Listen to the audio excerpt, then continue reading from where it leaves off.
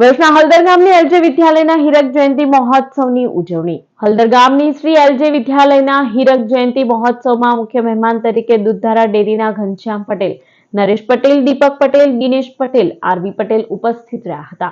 મહાનુભાવોના હસ્તે શાળાના ભૂતપૂર્વ વિદ્યાર્થીઓને સન્માનિત કરાયા હતા. મોટી સંખ્યામાં વાલીઓ તેમજ ગ્રામજનો અને ભૂતપૂર્વ વિદ્યાર્થીઓએ સાંસ્કૃતિક કાર્યક્રમ માણ્યો હતો. હળદર વિભાગ કેળવણી મંડળ પ્રમુખ સુરેશ પટેલ અને મંત્રી નટવર પટેલે સૌનો આભાર વ્યક્ત કર્યો હતો. સમગ્ર આયોજન આચાર્ય ભરત પટેલના માર્ગદર્શન હેઠળ થયું.